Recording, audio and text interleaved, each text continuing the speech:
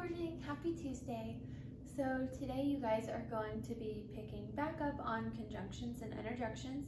You have a short assignment over conjunctions, and then you'll also have an assignment over prepositions and prepositional phrases. That's what we're going to be talking about today in this lecture, so just hang on. If you have questions, you can hop on the Google Meet and ask then. It's at 1:15, I believe. And then if you don't want to get on there, you can always email me or send me a message through Google Classroom. So here we go, prepositions. So prepositions are words that show the relationship between a noun or a pronoun and an object, another word in the sentence, which would be the object. So these are common prepositions. Now I am going to read them all out loud to you just for you to hear and maybe remember that way. If you want to screenshot that part of the video maybe,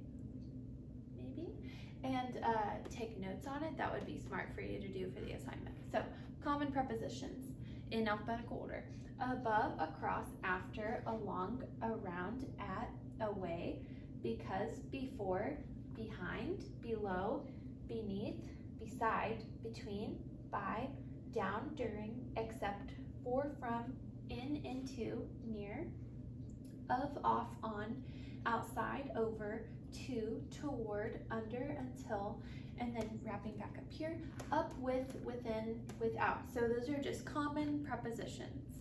Moving on, so we have something special called compound prepositions, and what that means is that there's just more than one word in the preposition. Common compound prepositions include this list. So again, if you want to screenshot this, or even, everything over there would be helpful for you. So common compound prepositions: about to, according to, aside from, across from, along with, because of, far from, in front of, in place of, instead of, on account of, on top of.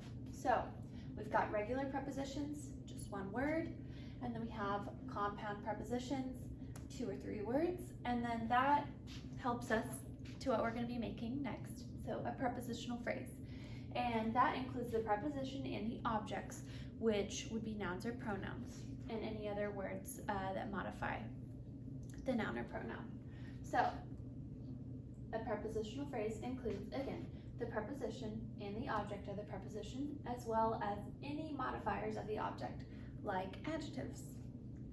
So we have some special rules I'll go over whenever we get there, but we're just going to look at a basic sentence. The dogs ran through a field.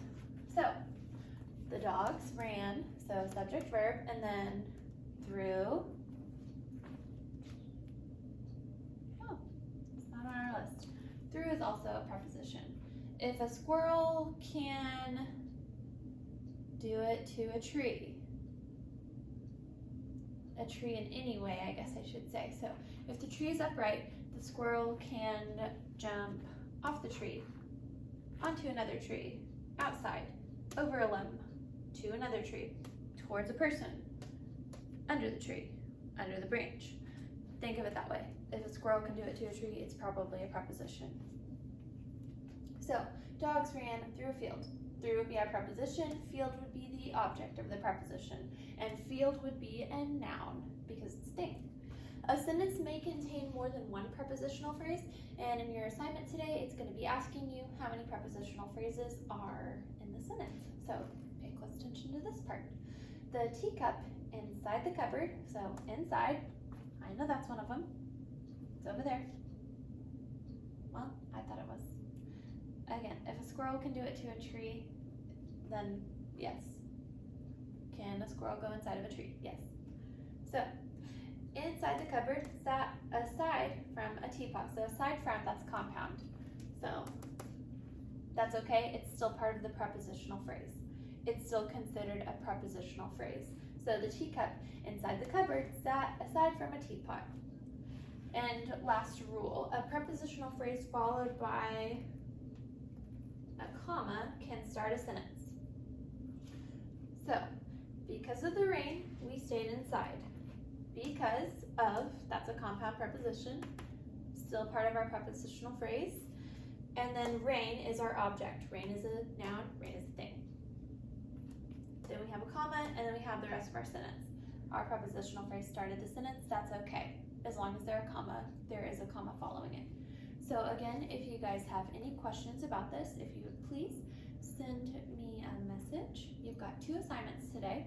So you've got the one over conjunctions, and then you have this one over prepositions, prepositional phrases to be exact on that assignment for today. You have a test tomorrow. I'll attach some notes in Google Classroom as well. Make sure that you look at those. And don't forget, as usual, you have your vocab quiz on Thursday. This week it's going to be vocabulary number 7. I hope you have a great day. Thank you.